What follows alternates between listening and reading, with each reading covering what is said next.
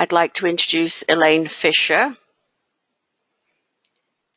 Elaine is a member of the Jane Addams virtual branch and the Naperville area branch. She's the former program vice president of the AAUW Naperville branch. Elaine is a retired educator and volunteer leadership trainer.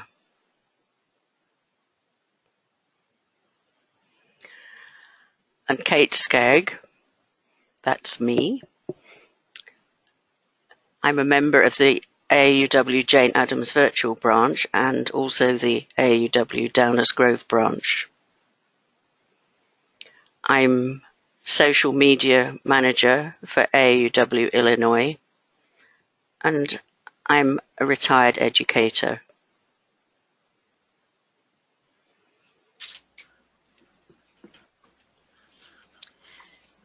Thanks, Kate. And here's our agenda tonight for the webinar, Spotting Fake News and Other Fakes. First, we'll look at why it's important. And next, we'll review different types of fake news. Then we'll look at resources to help us identify those fakes. And then we'll look at some possible dangers, data theft, fake profiles, and scam romance.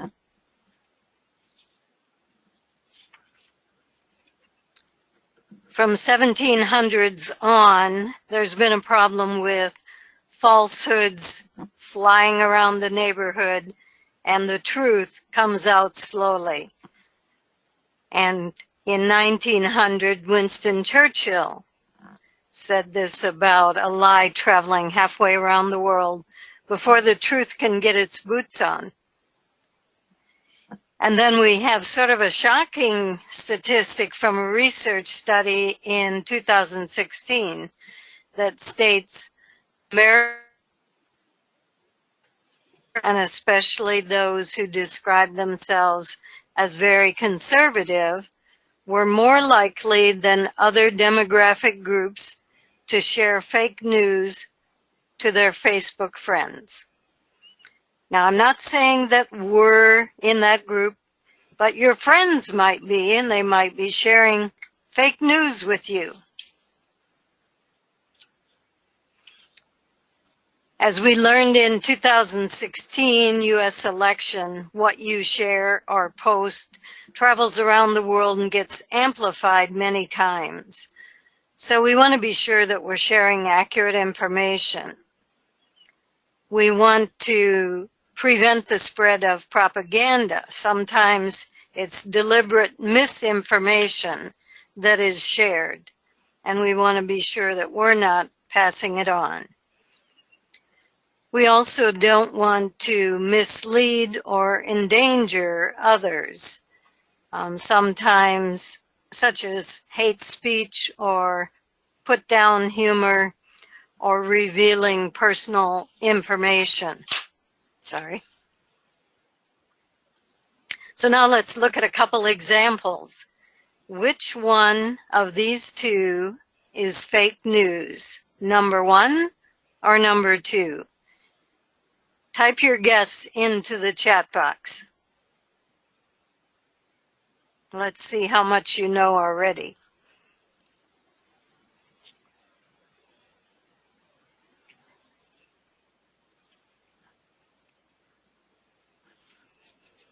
One tip, if it appeals to your emotions and you want to click share immediately, you probably want to check the facts.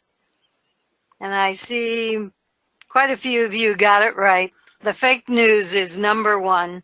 It's exaggerated and there's no source given. It has no facts within the post. Whereas number two refers to a university study, and it has a link to that report, and it's specific about the results that the report found.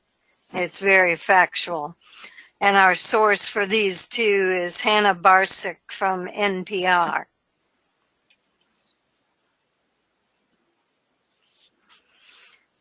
So now here's another example of a news story.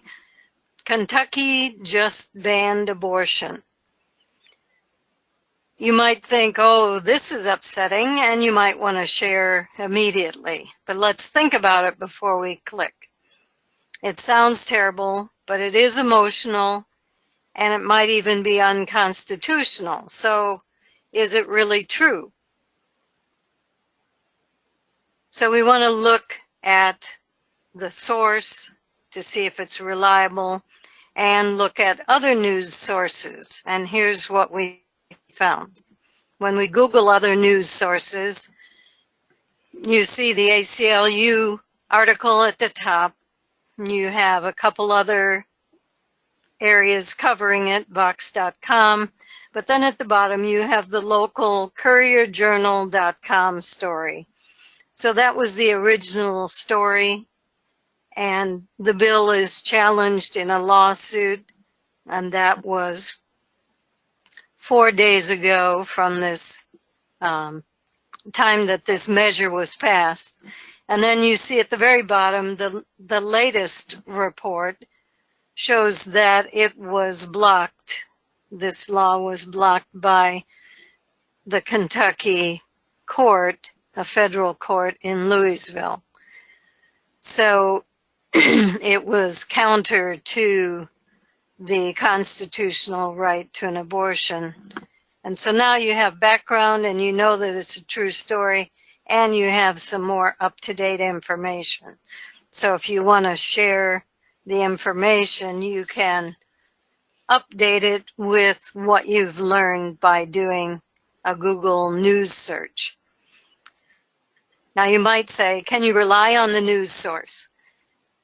Here's a media bias chart, and we all know that some media has bias one way or the other. So you need to be aware that on the right side you see Fox News and the Daily Caller, InfoWars.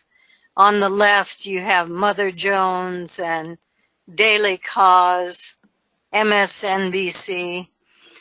But you have some in the middle, like Politico, C-SPAN, NPR, Time, AP, The Guardian, and Forbes. So you have a lot of middle, neutral news sources to go to. So check your news sources, but be aware if they might be biased. So I think you probably have this lesson that we should stop using Facebook or Twitter as your primary news source. Another type of fake news is video challenges. And I'm going to see if this worked. During the polar vortex, you might have seen the boiling water experiment, and it looks lovely.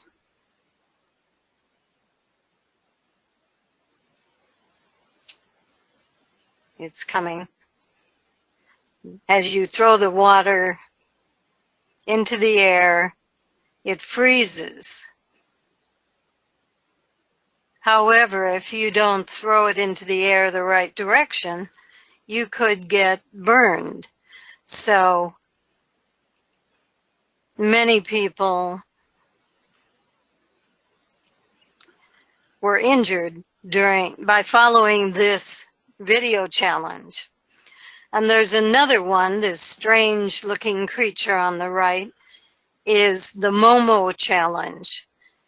This is kind of similar to that Slender Man thing that some girls in Wisconsin stabbed a friend of theirs. This Momo challenge encourages children through intimidation to harm themselves, to maybe cut themselves, or even up to the point of suicide. This interacts with the children and says things like, we know who your parents are, we know where you live. And so children might think that this creature is a real person behind the creature. And you'll see more about the Momo challenge later. So this is a dangerous fake challenge to try and influence children to harm themselves and post pictures of what they've done on Facebook. Now there's also another type of fake news, memes. And here's one example that was shared with me. And you want to know, is this, it appears to be countering some myths or lies about immigrants and welfare. And you want to know, is the column on the right actual fact or not? And then with the heading, 3 Republican Lies, it makes this political. So you need to be sure that, or think about whether you want to be regarded as sharing political posts. And if so, is it even true that these lies on the left are originated with Republicans? You could share the same kind of information in another way to avoid the appearance of being partisan politically. And this is something that we as AUW definitely want to avoid, the appearance of partisan information. So another type of fake news is memes. And sometimes it's harmless humor like this little fellow. I don't think, I'm part Irish, I don't think it's putting down the Irish. It's just having a bit of fun. But there are others that go more extreme and might be using put-down humor against a particular ethnic group.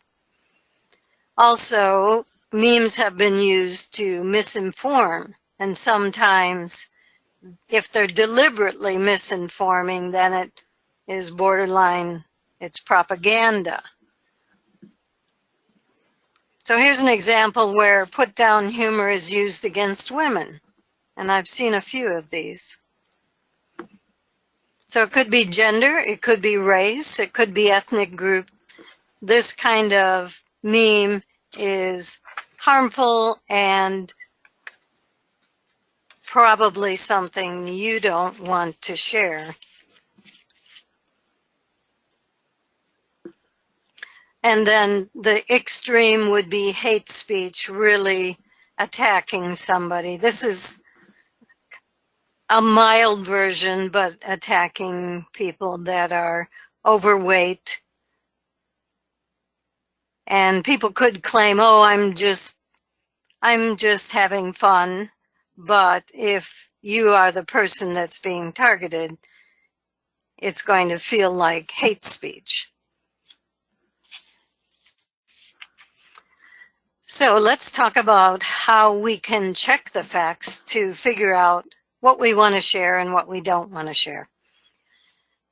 You can look for previous research or other articles on the topic of what you're evaluating. Like we talked about with the ACLU story, you go to the source and check their trustworthiness. If the source was something that you never heard of, then you need to read what others say about that source. Are they, a right-wing organization, for example? Can the general public trust what that group is saying is basically what you want to know. So read a variety of what other people say about the source to make sure that it's a trustworthy source. And then we have 5 different websites that are in the business of checking facts or debunking myths. And so we're going to go through each of these 5. Snopes.com is probably the most well-known, and they initially focused in on technical topics. but now they are pretty much covering everything. This was on their website. The post was about the Obamas tied to the celebrity college admissions scandal. So this kind of a title is using their celebrity status to get your attention. When in fact, when you go to Snopes, this is mostly false. It turns out the Obama family, Michelle and Malia, took tennis lessons from one of the coaches that was arrested in the college admissions scandal. They were not using him to get into college. They were merely taking tennis lessons. Here's another one from Snopes.com about posting a legal notice on your Facebook wall will protect you from having all your Facebook posts made public. That is false. There's no way. Everything you post, unless you have set up some sort of privacy arrangement, if it's a private group or something, but if it's a normal Facebook page, your posts and your photos are public. PolitiFact is another good site, and they focus a lot on holding politicians accountable. But you see in the middle, the Pants on Fire rating, the Momo challenge is not real. So if you needed proof for children that were believing that Momo was going to be able to do something to them or their parents, that is total fiction. Another couple examples. Mike Parson said, we maintain the Missouri highway system with one of the lowest levels of funding in the country. And they rated that as true. Another one, there was a Facebook video that purported to show a man flying a hoverboard at over 103 miles per hour. This is rated mostly true. There's some question on the miles per hour, but here you see the picture of Frankie Zapata, the French jet ski champion, invented the Flyboard Air hoverboard. So it is possible that he can fly a hoverboard at great speed. Here's a couple more. James Langford said, tax revenue went up, actually 14 billion last year after the tax cut actually occurred. We had greater revenue, and that is mostly false. Hillary Clinton made this statement about Wisconsin. 40,000 to 80,000 people were turned away from the polls because of the color of their skin and other factors. That was not factual. So she got a Pants on Fire rating from PolitiFact. Factcheck.org is another great site. On the right-hand column, you see where the big red arrow at the top, the first and second arrow, you can ask any question that you have to them to check out whether it's what the facts are. And the second arrow is pointing to the fact that they have an archive of all the questions that have been asked previously and the answers. So you can look at what other people might have asked. And then down below that, you have below Donate Now, you have a science section and a Facebook initiative section. We're going to look at the Facebook initiative. And here are some of the things that they debunked as false information on social media. A viral meme has paired old misrepresentations of the Quran with a picture of Representative Ilhan Omar. And then there's a supposed child bride photo that was debunked in 2014. It's evidently recirculating. So a young girl being sold into slavery, this is not accurate.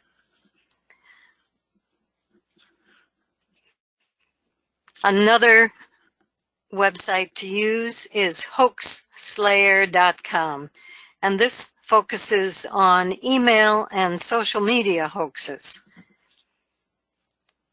We're going to look at how they display their information. They kind of have 4 different tabs, and I encourage you to look at the website and read through this information about what they do and how they do their research. And then they have 2 interesting tabs that we're going to look at: what's hot or trending and what's new reports. So here's the top 10 most popular articles on HoaxSlayer right now, or maybe a week ago. And you can see there's a lot of interesting things here. Your Apple ID has been locked is actually a phishing scam email. They're trying to get some of your personal information by hoaxing you. Fact check, does Facebook only show posts from 25 friends?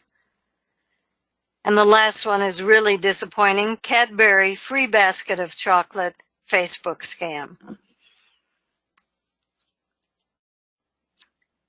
And then the latest reports includes free chicken buckets Facebook scam.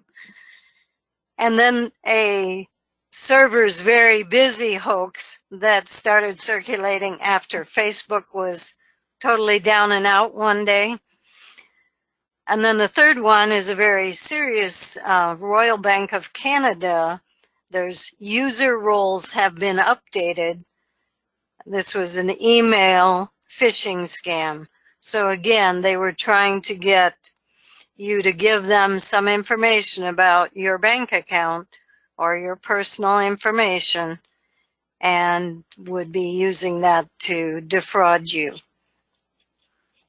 So this latest reports would be something now that I'm aware of it, I would check this fairly frequently, because if your credit card company or your bank, if there's some phishing scam going on, it'd be good to know about it before you get this mysterious email.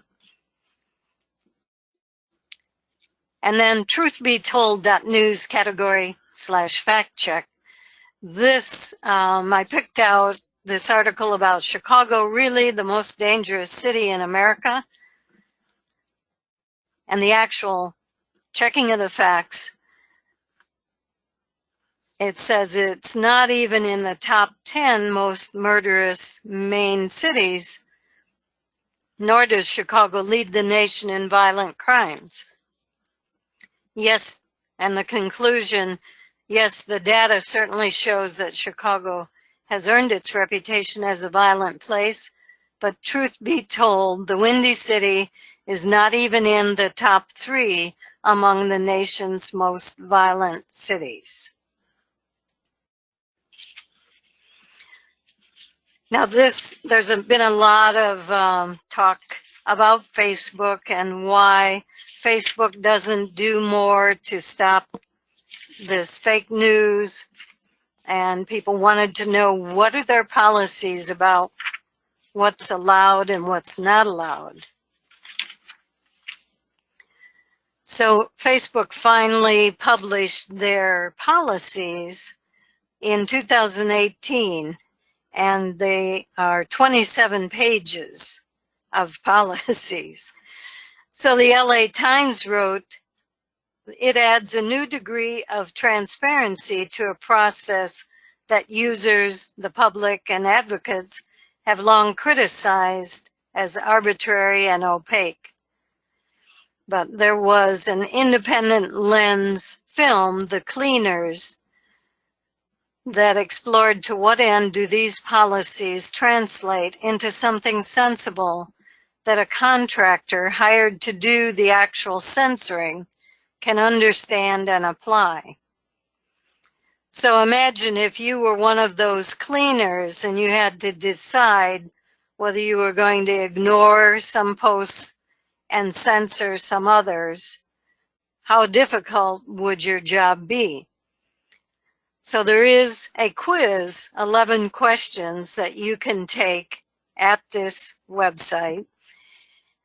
And you actually have to decide in each situation whether you would ignore it or delete it. And you'll find out, we hope you do this after the webinar, you'll find out how difficult it is and how many you know, using your own common sense or your perspective, you get wrong. I was frustrated when I tried it. And recently there was this news story that posted on Twitter about the second richest family in Germany who owns they own Einstein's and Noah's Bagels and a bunch of other companies through a conglomerate. And they found that they had Nazi heritage. People in their family had been involved as Nazis in the past.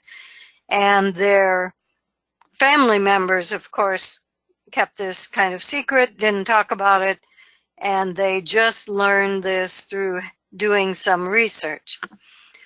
So I went immediately to look at the news sources to see, is this an attack on this family, maybe because they're wealthy, or is it true? And you find that the Washington Post and CBS News and Forward all were covering this as a factual news story. So this was an interesting news story that just developed. That it kind of gets a reaction, an emotional reaction, but it is actual news in this case. Now, quizzes, you might think, what's wrong with quizzes? They're kind of fun and they seem to be harmless.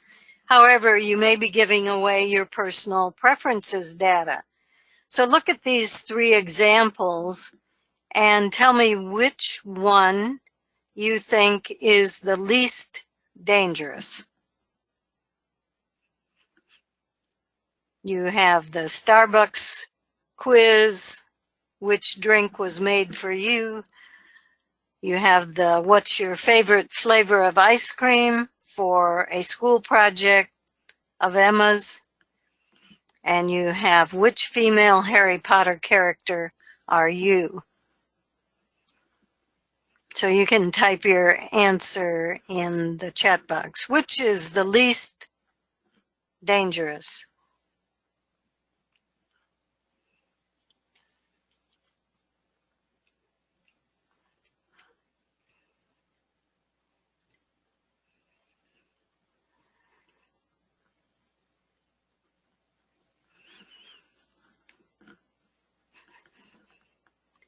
Well, we have a vote for Starbucks. That could be because you're a regular Starbucks customer.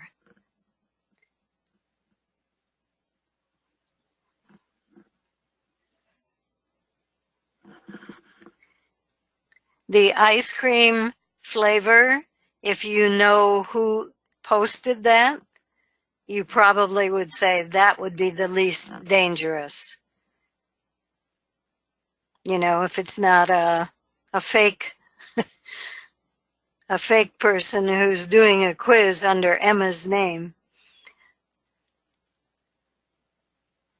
And then the Harry Potter character, that quiz is going to be asking you more detailed questions about values or maybe what you would do in a certain situation. And that quiz could be used to determine what kinds of political news they can promote to you or what type of marketing strategy they could use on you to get you to buy something.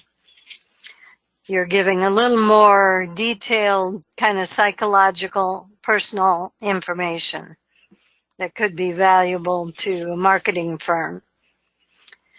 But at any rate, quizzes do steal some data. And at the very least, for certain, they are using you as a marketing staff for their quiz. Because when you get your result, it says, hey, share your result with friends on Facebook, on Reddit. And so you're likely maybe to share that. Also, you can share, you can like the quiz, which also shares it with your friends. So you are promoting the quiz to whatever number of friends you have. So by encouraging others to take the quiz, you're now part of the quiz marketing team. So just be aware whether you want to do that or not. This one was kind of an innocuous, you know, like what's your favorite color, what's your, and you know, you can just make up your answers, so I didn't think it was harmful. So now I'm going to turn it over to Kate, and she's going to show us and talk to us about those fake friend requests we all get. Well, yes, I'm going to switch the... I'm assuming that everyone gets fake friend requests. I'm not going to dwell on those requests about... Oh, you know what? I shouldn't have done that yet, right? About copies of friend profiles of friends that you already have, though I'm sure you've already had those. I'm going to talk about those strange men who want to friend you. We've all had some of those. And this is a warning to you to not accept friend requests from people you've never met in real life. Why not? Look, this says use caution when accepting a friend request because profiles can be stolen. Here's an example. Often those fake friend requests depict handsome men from the military, but their photographs have been stolen from genuine profiles and they're not really from military men at all. Here's a handsome military man, but he's really a young Nigerian in some other country. But sometimes people can be taken in, especially if they're feeling vulnerable, or they might be thinking, it would be nice to have a little romance in my life.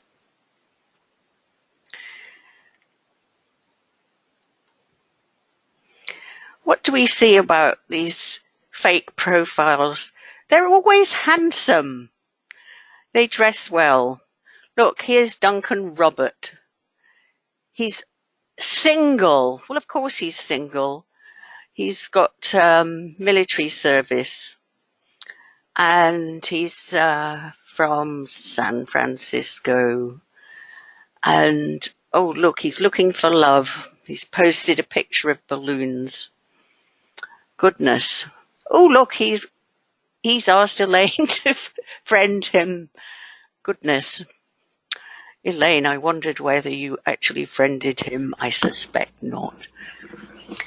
Not. Do you know, he looks just like someone who wanted to friend me with a different name. Exactly. Anybody out there have him wanting to friend them too? This guy, he shows up all the time with lots of different names. But I like this name with two first names, Duncan Robert. Yes, and these scammers, they show up in always in the same sort of towns and the same states that are very familiar, like New York, New York, Texas City, Texas. It's a phenomenon I've noticed. Right, I'm going to show you how to respond to fake friend requests. I'm sure that quite often all you do is simply delete them, but you'd be doing all your Facebook friends and Facebook community at large a great service if you actually report them. Do you know how to report them? If you don't, I will show you. So let's have a look at some of my Facebook requests. Oh goodness, look at this. I've got this handsome guy. He's called David Wood. He sent me a friend request. I think Elaine rather likes this guy. He's terribly, terribly handsome. Do you know where your friend requests are? They're on this tab here, look. And I've got a slew of them. Look at these. A great list. Okay. He has a mutual friend, and you might think, oh, well, one of my friends already friended him, so maybe that means he's a good bet, but not necessarily. Just because he's friended a friend, that doesn't mean that he's a good choice. He's called David Wood. Well, that sounds like a reasonable name. So look at his pictures. Would you believe it? He's only got 2 photos. Well, that's in itself is suspicious. And where is he? He's in an office. And what does it say on the wall? It says Dr. Fernando Gomez Pinto. Well, why does it say that? Well, if you think hard about it, you'll decide that that is actually his name. It's not David Wood at all. So if you Google Dr. Fernandez Gomez Pinto, what would you come up with? Well, I've already found it out. Look, he has a real website. And he's a neurosurgeon. He's a neurosurgeon. My goodness, and he's terribly handsome. And he has an Instagram account. And it is actually a verified account. He really does exist. Even though he looks too good to be true, it has a check mark on it. And I believe I did actually find that he has a verified Facebook account too. So he's pretty well fake. And no, I'm not going to friend him. I'm going to report him. So do you know how to report him? You click that 3-dot symbol there, and you've got a choice. You can give feedback or report or block. I don't just block. I'm going to report him, okay? It says, help us understand what's happening. So I am going to click on fake account. By the way, if he was pretending to be someone I knew, I would say click on pretending to be someone. But no, it's not someone I knew or someone else that I know. Well, he is pretending to be someone, but since I don't know that person, Dr. Gomez, Dr. Pinto, I'm going to say it's a fake account. So I'm going to click on fake account and send. And then I'm going to click report profile. And I know that this goes against Facebook's community standards. You can click to see the community standards, which are quite long, and I recommend that you do it sometime. Is that the one that we said was 27 pages long? I can't remember, but there's a whole list of them. There you go. So you can read it sometime. We're not going to read it right now. But I'm going to check that, say it goes against community standards, because you should only post a profile that represents your authentic self and uses your own authentic name. I'm going to report it.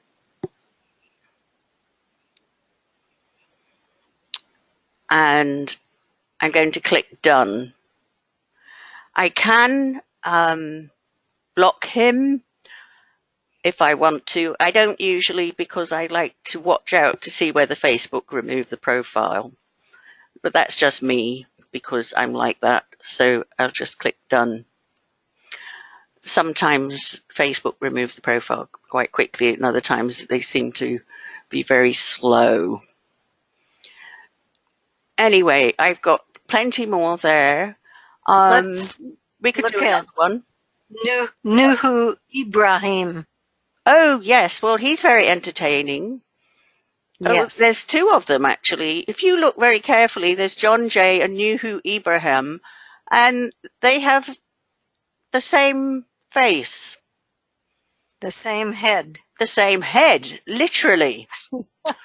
Well, this is literally because this guy shows up all the time because there's somebody out there likes doing Photoshop.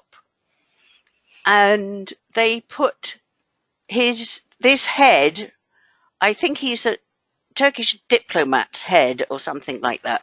And there's somebody like out there who likes to do Photoshop and put his head on bodies. So there you go. This head keeps showing up. And today he's Nuhu Ibrahim. And I don't know why he's got a photo of a cup of tea. Maybe he knows I'm British. And as you see, they never have friends, very few photographs, and they're never in any groups. Look, there's the other photo. Oh, he's got another photo. He likes doggies.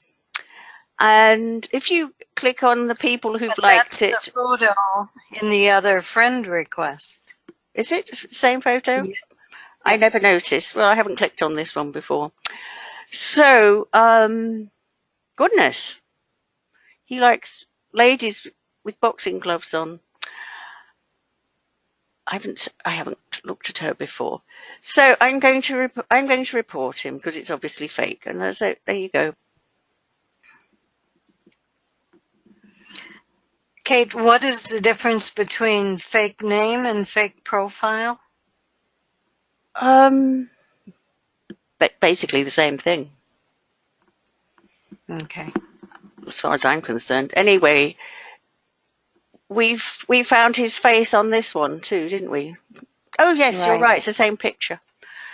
Well, and again, he's from San Francisco because that's a pretty safe place to be. So, I don't know. And works at self-employed. I don't know what this picture is from. Maybe we're supposed to think that's his child. So,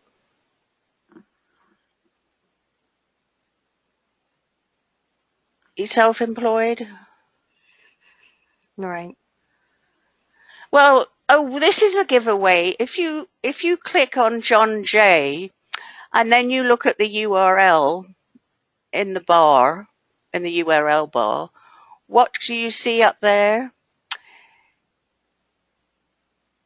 The original name, probably, on this profile says something like Gramal H. Hassan.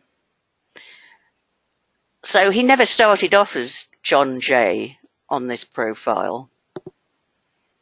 Can you see that? Right. Yeah. So that's highly suspicious. Now, how did you do a picture search? Oh, I haven't shown how to do a picture search, have I? Right, to do a picture search, I don't know if these will show up. We'll choose a picture. That looks highly suspicious, doesn't it? So,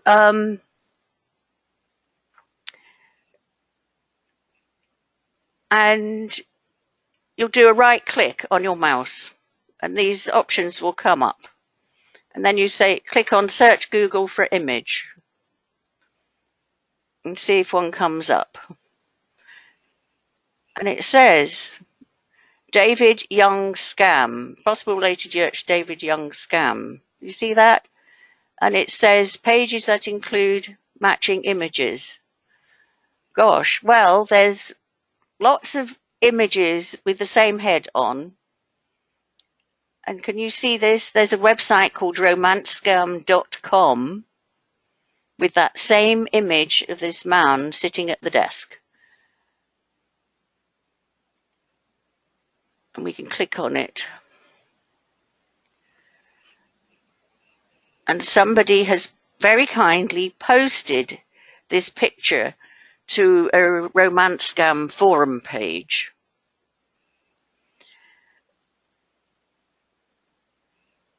And it says that he loves to meet the love of my life and the woman of my dream. And he uses that picture.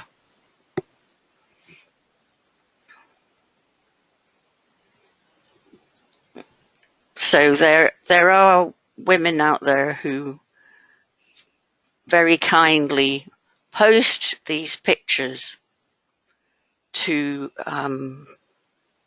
forum websites. Look, there he is. He's got his head on another picture. It looks like the collar doesn't fit. No, the collar doesn't fit. He's some of the pictures he's got. Oh, that one's a terrible fit.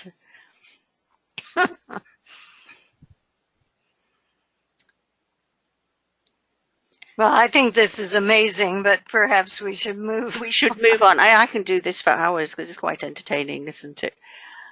Yes, we'd better move on because it's getting towards 9 o'clock. Maybe I'm giving people some idea of what can happen. So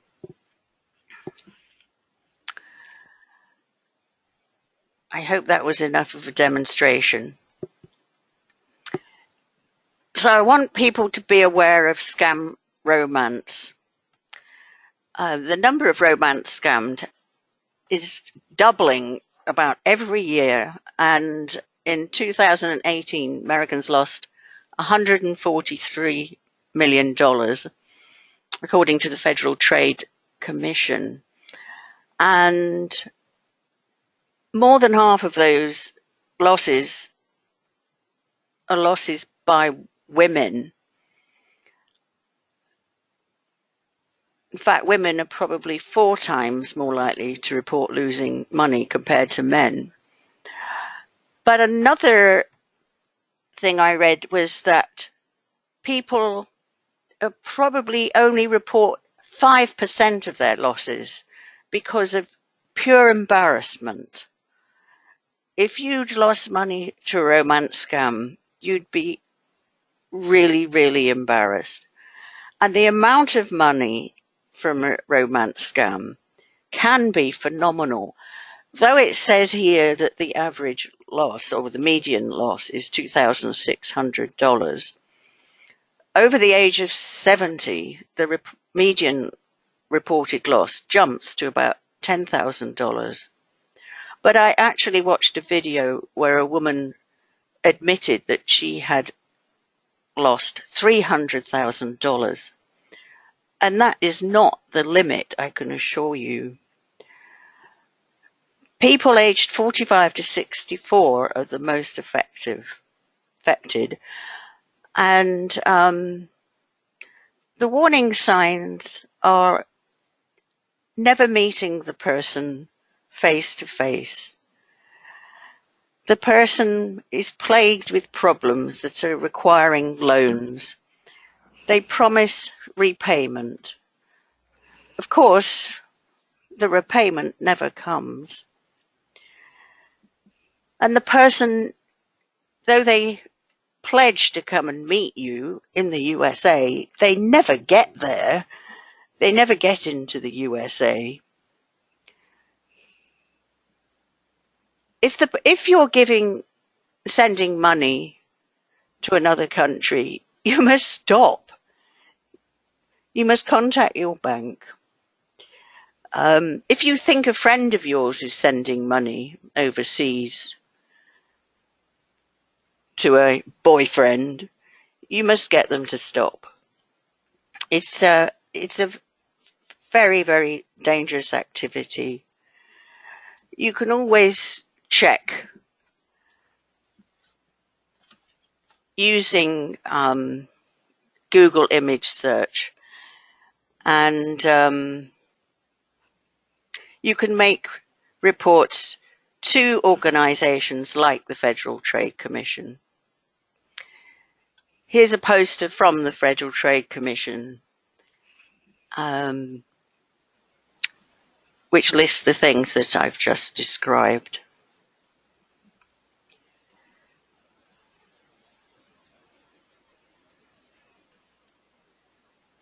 So that's my final comment. Never send money to a stranger. If your online love interest asks you for money, it's definitely a scam.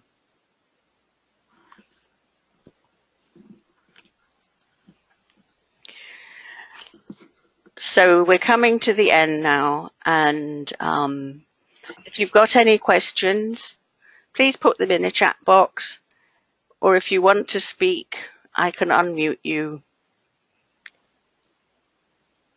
Elaine has put another link down at the bottom there on how to spot and report fake news. I can copy and put that into the chat box if you like. This is a blog that has a lot of information about reporting, and it pretty much covers most of the things we talked about. But you can also sign up and get tips in your email box if you like, reminding you about things. Well, just how I reported a fake profile, you can actually report a fake news item the very similar way. By clicking on the little 3 dots, and next to a news report on Facebook, you can report it the similar way.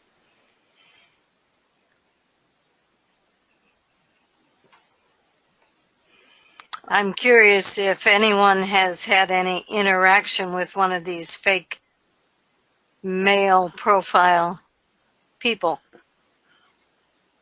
I know we've all seen them, but have you ever friended them and then they started chatting you up?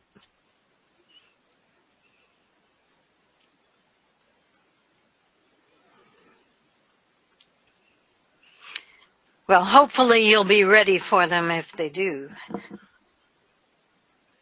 I'm not. Okay, here's an FYI from Denny. I rarely receive weird friend requests. However, I do have 2 fake friends who started additional accounts. That's true. When we were all playing Farmville, there can be somebody who has taken over a friend of yours, their account. If they hack their profile and you get a friend request from someone you've already are friends with, that also is a fake profile, generally speaking. If it's someone like Kate or I who might have several profiles, that might be another situation, but you can always check with the person via email to be sure. Oh, so to summarize, Elaine, I only have 1 profile, so if anybody sees another profile, let me know. Oh, okay. Okay. I have 2, one for AUW and one for my family. We've told you, we hope we have explained what different varieties, what fake news is, why it's important to recognize it, how to go about using resources to research fake news, and when you should do it is all the time. It should be a habit. And where will you find fake news? As you can see, it's kind of everywhere around us. It might be on Twitter and other places as well. And so I thought we'd close with this quote from Jonathan Swift, who says, "You should never be ashamed to admit you've been wrong.